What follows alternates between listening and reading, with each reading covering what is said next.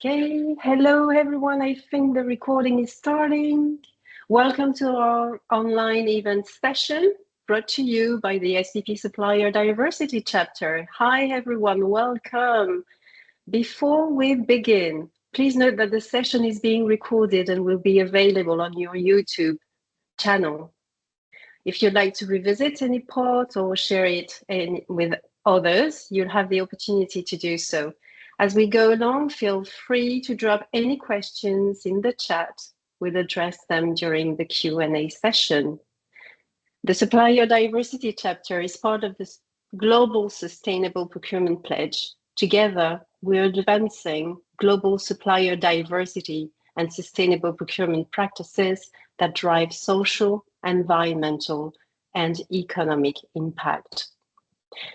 Before we proceed to today's topic, I'd like to take a moment to introduce you to our chapter. I will be sharing some key highlights that have shaped our journey to date, providing a preview of upcoming events and offering guidance on how you can get involved. So let us begin. At the Supplier Diversity chapter, our mission is to engage procurement professionals and stakeholders around the world. We aim to promote supplier diversity by fostering collaboration, knowledge sharing, and the implementation of sustainable procurement practices. Our chapter is led by an incredible lineup of experts: Jamie Piver, Nalini Bates, Timo Worrell, James Havey, Amanda Jeffrey, Bonnie Finger, Rachelva. Together, we are building a strong community dedicated to the values of inclusion, collaboration, and sustainability. Our mission is simple. We promote supplier diversity to create meaningful impact across the globe. From social enterprises to global corporations, our activities include building a strong community by sharing best practices, partnering with external organizations and other SPP chapters to amplify our efforts, hosting annual events like the World Sustainable Procurement Day and other open events, engaging members through our SPP channels and social media. As we reflect on the year 2024, those events and discussions were possible through meaningful collaboration, strong partnerships, and collective efforts. From chapter launches and supplier diversity to social procurement and impact-led purchasing, this timeline highlights the major moments that shaped our journey. All these sessions have been recorded and are available on the Sustainable Procurement Pledge YouTube channel. Your commitment to advancing social procurement and fostering inclusive supply chains has been invaluable. So let's keep up the momentum this year. We are excited to announce the World Sustainable Procurement Day will take place on the 20th and 21st of March, where we will continue to drive change and create even greater impact. With 24-hour online sessions, this is a must-attend global event. You can register for free today.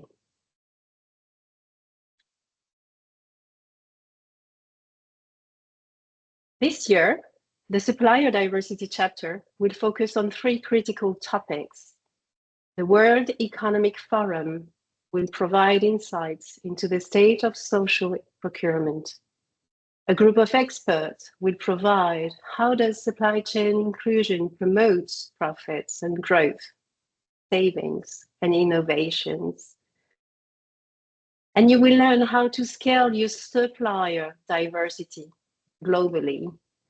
These topics are crucial as we work together to unlock the full potential of supplier diversity and social procurement, not just within our businesses, but across the entire global supply chain. Here is how you can get involved. So We offer regular insights and discussions on the latest trends in supplier diversity. You can either follow us on social media, which I encourage you to. Today we have 400 members. You can also join, of course, our event and stay engaged. If you have a topic in mind, you can let us know by at supplier_diversity@spp.earth. And if you want to learn more information about the SPP supplier diversity, you can visit our website. Now, let's dive into today's discussion. I couldn't wait for it. So I'm delighted to introduce you to Laura Kromminga. Laura will guide us through today's topic, align procurement with your company's goal through social enterprise criteria. So with over 10 years of experience in social entrepreneurship, Laura specializes in impact investing, scaling, and building ecosystems. She collaborates with consultancies, public administrations, and foundations, helping them leverage social innovation to improve services. She also supports public servants by fostering learning communities and serves as a guest lecturer at various universities. Laura's global experience spans India, Chile, Spain, and England, and she's passionate about bridging gaps between organizations and suppliers to drive sustainable impact. So please welcome Laura Kromminga. Now the floor is all yours. Thank you. Thank you so much. It is so nice to be here. And I've been looking forward to this presentation and to this day to also get to know the community. So very much looking forward to share a little bit from my work, but also very much looking forward to discussions and questions from your community. So everybody feel free to share your thoughts as well. At the end, we will have a Q&A. Yeah, Fanny, thank you so much. I will share my screen and then see that we get going.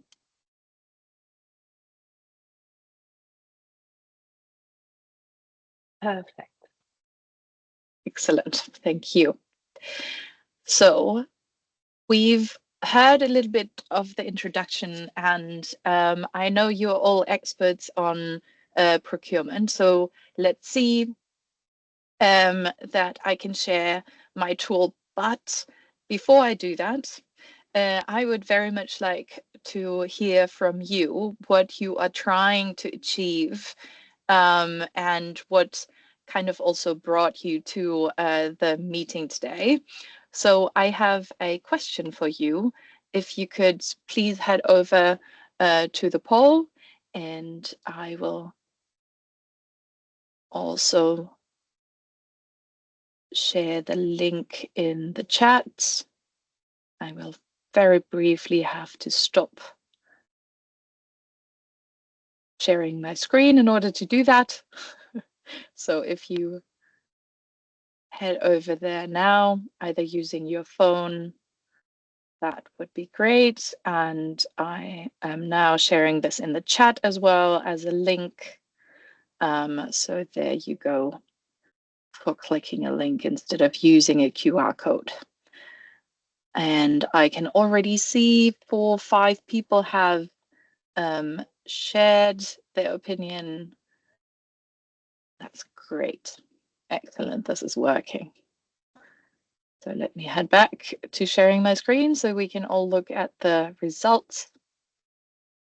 And here they are. So we have in the room, what would you like to increase in your procurement process? Actually, social enterprise is the lowest. Well, now catching up a little bit, but we have sustainability in it, a little bit of social innovation as well, and common good. And I will get to the distinctions between those two things as well. That is what the tool is all about. And all of the above is also something people are sharing. That is amazing, because then maybe you might have questions how to distinguish between those things. Let's see what you bring into the Q&A. And then there's also people who say something else. So it would be really interesting to hear from you. But I'm very glad we have a very broad variety of interests. And we can dive right into the module, and I hope to answer your questions already, but if I have not, bring them with you later on. So this is the question we've just answered. My background is also in social entrepreneurship, impact investment, but also in government. So sometimes when I speak about this tool, I might bring back where it comes from, because in the Senate Department of Economic Affairs of Berlin, where I used to be a speaker on social entrepreneurship, we really struggled with this, having a definition.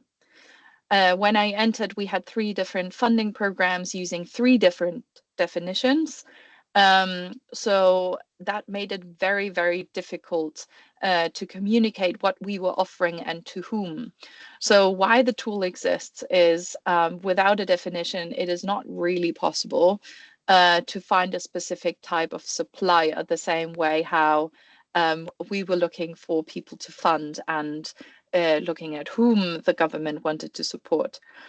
So to apply to any circumstance, you need a flexible tool instead of a rigid definition, because this is where also the Senate Department was coming from, using the EU definition about social entrepreneurship and then adapting it slightly to the specific funding programs.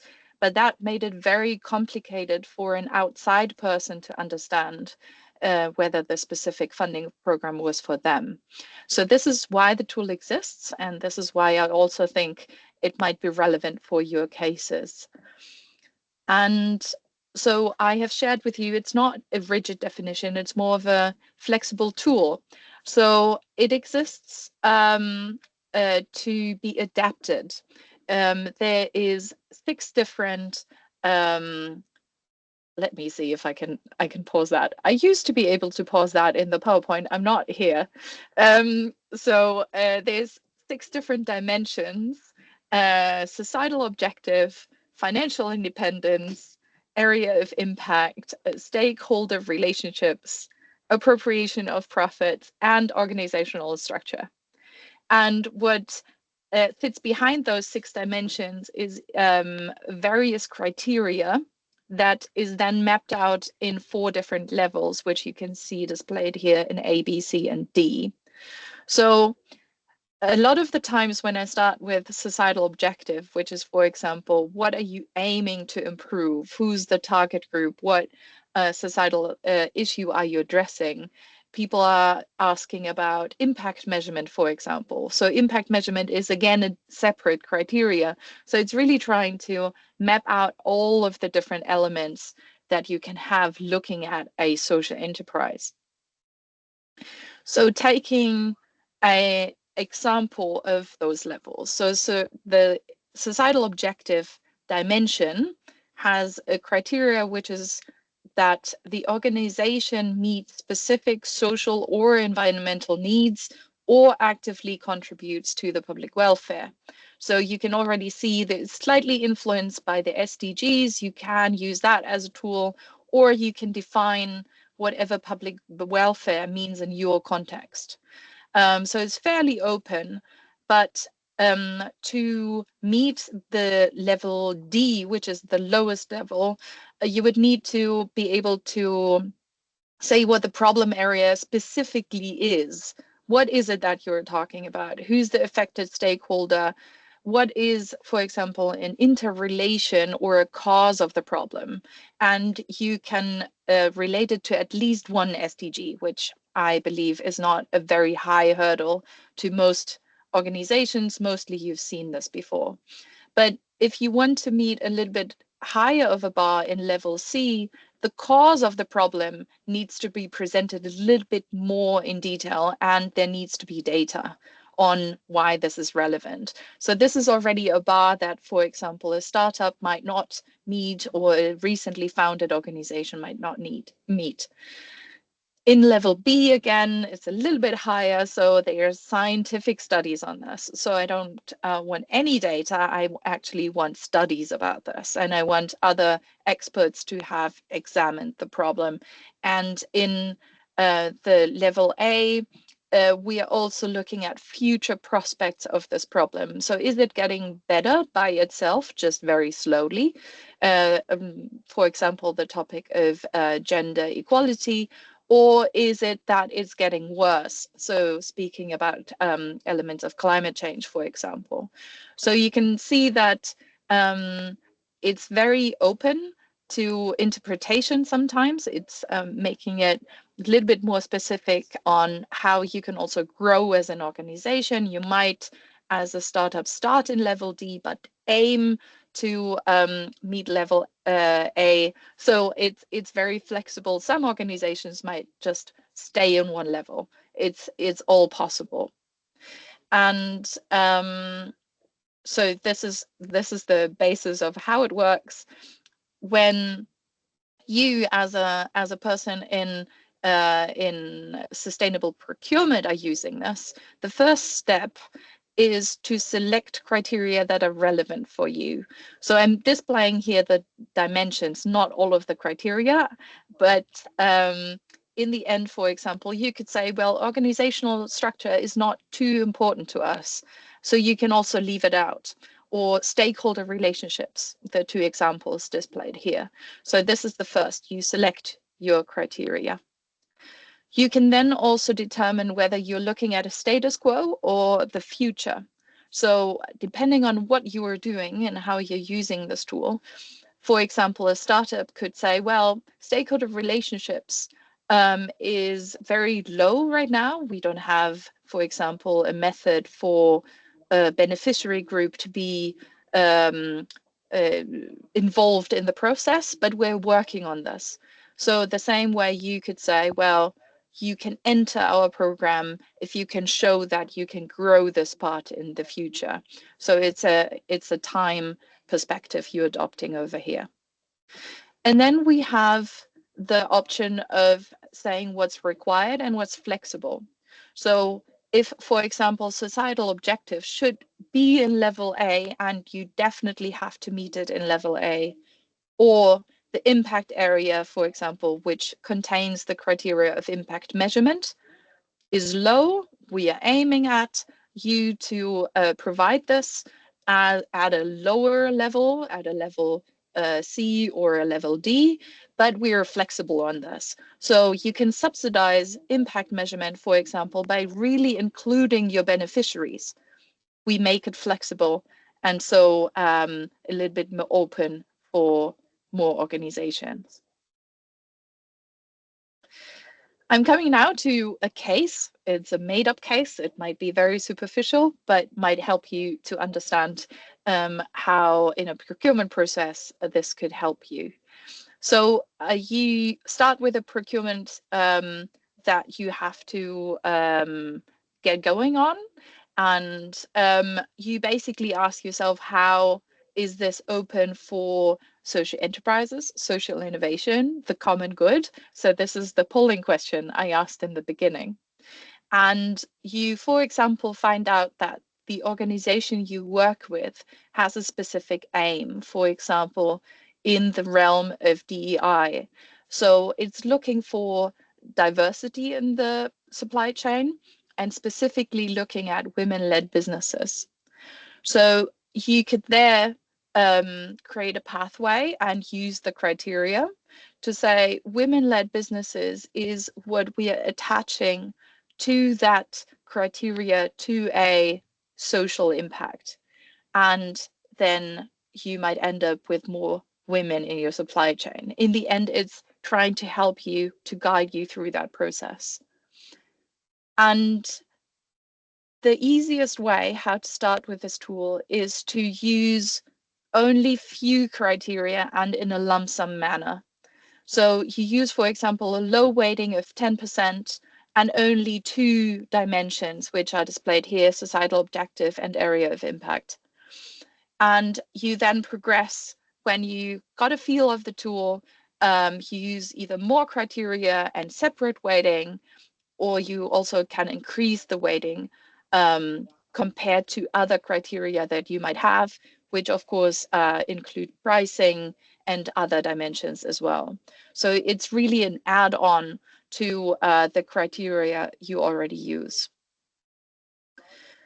And then you could also look for specific focus areas that your organization has and attach them to the criteria 2A. I'm bringing this one up so often because it's the societal objective one. This is an easy one to attach goals of your organizations to. And then you can decide if there should be knockoff criteria. So anything where if a supplier doesn't meet that criteria, they're out of the game. But I don't advise you to start with that. Really bring it on further along the journey and see how you do with the first steps before. So this is just a summary of my suggestions, using it for individual focuses.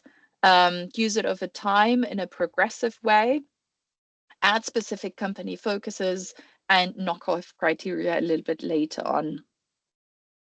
How to get started is really easy because the tool is open to everybody and free to download. It's a one-page summary of the dimensions, the criteria, and the levels. And it exists both in English and in German because this was created in German. So these 2 languages are there at the moment. And now I think we're open for the discussion part. And for that, again, we're heading back to Mentimeter to collect all of your voices and then see how we can address your questions. And we're collecting them first, though. You can also use the link in the chat, which I had shared before.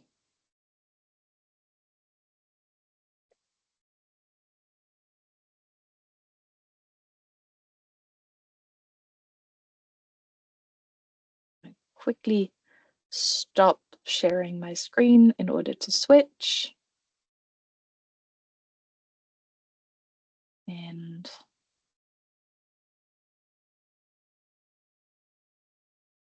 it should allow you to answer it now. It might have been still on the previous question beforehand because I hadn't switched the screens.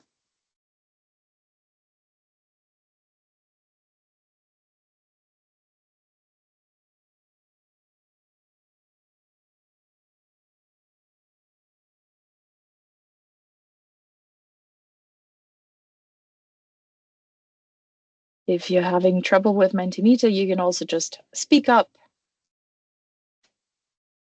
But we have one first question. That is great. Do we have anybody else with a question?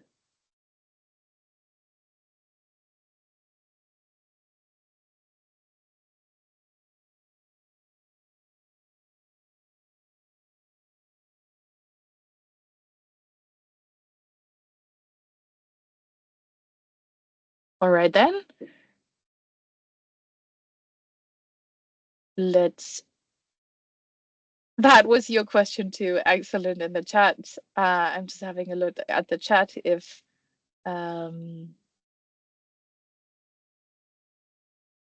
somebody posted something there. Somebody just liked James's question. So the tool is open source. You can adapt it to your own needs. What you cannot do is sell it, but that's really the only restriction you have. So it's under Creative Commons licensing. you would need to attribute the author, which is me. But on the website that I shared where to find the tools, the tool in the FAQ section, you'll see how to reference. So the referencing information is over there.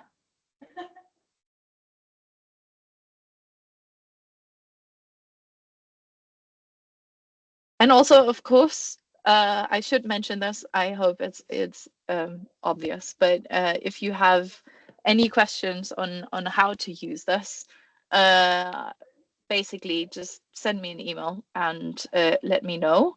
And if it's a longer question, we might be able to set up a little bit of time for me to help you through a project. I am a freelancer, so that's a very easy answer on that front. But very happy for you to take this forward. The question that nobody answered is how to distinguish social innovation and social entrepreneurship through the tool.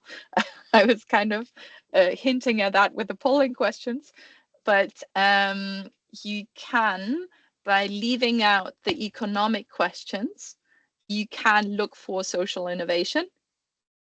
And if you're looking for common good, you're leaving out things like innovation, because to address common good, you don't need to be innovative, you just need to be impactful. So it's really a mix and match.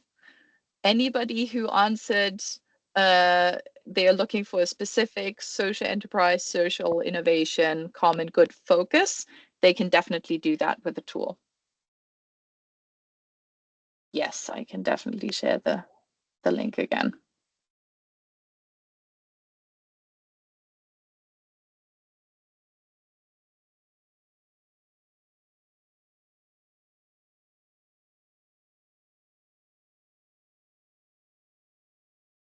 There you go.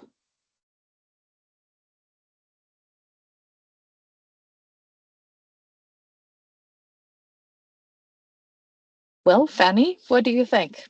Should we? Wow, thank you very much. That's amazing, and I have never seen anywhere such a tool. It's been really well implemented, quite complex, I think. You need to get a hand on it. I think you need to get a support to implement it first. Identify what your organization's main, pain points are. How to attract, identify social enterprises. As you said, that the views on social definitions are so different across different countries, and the thing is, what I found interesting, that it covers all social. I mean, social enterprises are here to leverage, and answer to global social challenges. But it seems that there are also companies that are relying on certifications as well, and I wanted to have your point of view on the fact that how to it's easier. Would it be easier to just pinpoint the corresponding labels or certification that match your requirements? But I believe that it is integrated into you too. So if you could tell me a little bit about that, it would be great. Yes, certifications is one of the most common questions. So the problem coming from a government perspective is that you can't really ask for a privately owned label or certification. Governments are very, very restricted to do that. So you might be able to. On the other hand, though, these are most of the times very costly. So you don't want to cut your pool too small by using one specific certification. So some of the criteria in the tool require a certification in level A, but there's levels before that can be met without actually having the certification. And those criteria are particularly the one around impact. So having, for example, any ISO certification for environmental impact, for example, and the one on common good as well, where there's a few certifications around. Janet We also have a had a question. Yes, that's correct. Go ahead, Janet. Hi, Laura. Thank you for the great too. And thank you, everybody, for this event. Actually, I'm very energized from it. So I was one of these people that put something else. And I actually think there's a missed opportunity here to reflect that. I think wearing that business hat, which all of us are business people as well as procurement people, is actually ultimately, when we do this well, it does give your enterprise a competitive edge, your organization a competitive edge, both in having really loyal supplier, yeah, but also in that resilience you're building up by building your local ecosystem. And I wonder whether you've thought of how to demonstrate that progress. That is a very good question. So for in my experience, and you might agree or disagree, let's see, is that it's the question of, are social enterprises even answering the call or applying for offers or getting in touch with you? Is that even something that they see as a market opportunity? So you might be looking for diversifying your suppliers, but then what's the market you are talking to? And so what I'm creating with this tool, and why I made it also open source, is this question of, can more organizations use this? So when it becomes like wider known and used, we are bridging that communication gap. Who is who? Because when what you were rightly saying, one company is saying, well, we have a competitive edge because our supply chain involves a lot of local organizations, then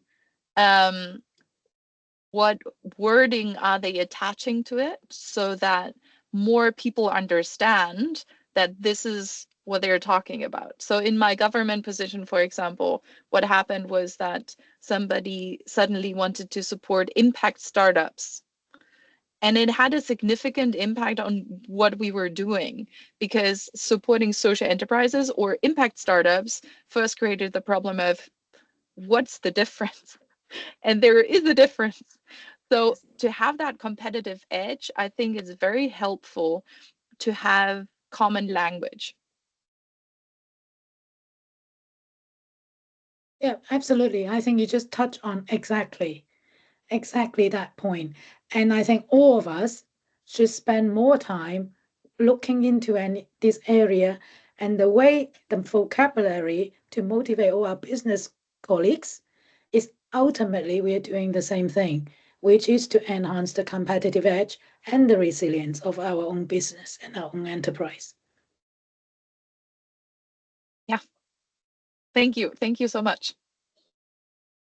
Yeah, totally agree. Do you have any other questions? Yes, I do have one. Laura, hi. Hi. Great to see you.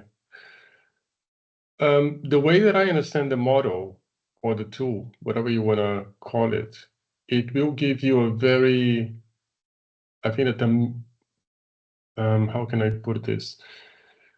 Clear way to compare mainstream enterprises with social enterprise or diverse suppliers or whatever, right? Because usually you have a situation where you have your incumbent and you want to bring a new supplier, and then you are comparing price and cost and things like this, but you cannot really, in a tangible way, elevate the social value, yeah, of a diverse supplier, so to say. So this is where I would use the tool and then put the mainstream scoring low on those criteria, and then, you know, automatically the social enterprise, the diverse supplier will score pretty high, and then offset perhaps some of this lack of scalability or whatever. My question is, rather if in the past and in the experience from previous cases where you helped organizations to deploy the tool, if you have seen pitfalls that they did commit and they couldn't take the most out of the model. What are usually the mistakes or misuse that you see when people are using this to evaluate suppliers? So when usually people start from a word and then try to fit a definition into that word instead of starting the other way around. So it opens up a discussion also internally that needs to be had of what is it we are trying to achieve. So that discussion becomes more complicated when you have been given a word and you need to fill that with meaning from your leadership or from somebody else. So the easiest one I've had is when I was talking to leadership myself and created that aha moment of, it doesn't really matter how we call this. The main thing is that we are creating better value. And what does that mean? Does that mean more local, like we had just from Janet as an example? Does that mean more DEI? Does that mean something completely different? So getting people away from falling in love with words. Okay, cool, thank you. Thank you, Laura. Thank you so much for your contribution. I mean, do we have any other questions? If we don't have any other question, I'll take the hand, and I'd like to, as we have, few minutes left, I'd like to remind you that the Sustainable Procurement Pledge will be organizing, I don't know if you can see my screen, on March 20th and 21st, World Sustainable Procurement Day. You can scan the QR code here. You can view the full agenda. It's a 24-hour online agenda set along 20 and 21st of March. We encourage you to register to this session. Last year was an incredible success. We reached over 5,500 registrations online, and previously on the presentation, I said to you that we will cover three critical topics. With the World Economic Forum, will answer the question how supply chain can, promote inclusion, through inclusion can promote growth, benefits, innovation, and also savings. And we'll deep dive into how as well, coming from the US, we can apply a global supplier diversity strategy globally. Now, if you want to get more involved, for more information, you can visit, the Sustainable Procurement Pledge website. You'll find information about other chapters as well, including, of course, the supplier diversity chapter. We encourage you to sign the page. I've put here the link, but you just go to spp.earth and you will find the pledge. Join us on discussions. We deliver insights. We share insights, publications on trends on supplier diversity and social procurement as well. We are really active on the LinkedIn group, and all our events are recorded and will be shared on the SPP YouTube channel. You can scan here the QR code to join us. I hope you enjoyed this session. It was a pleasure to have you all here. Again, thank you very much, Laura. I'm looking forward to get back in touch with you. And thank you. Thank you, everyone. Have a nice day, evening. morning, wherever you are, and speak to you soon. And see you on the 20th and 21st for World Sustainable Procurement Day. Bye-bye. Thank you. Bye. Thank you. Thanks to you. you. Yeah. Bye-bye. Bye. Bye.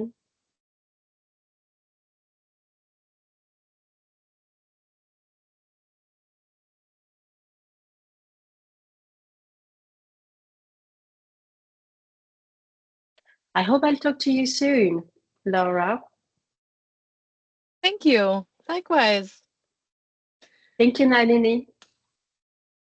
Bye-bye. Bye.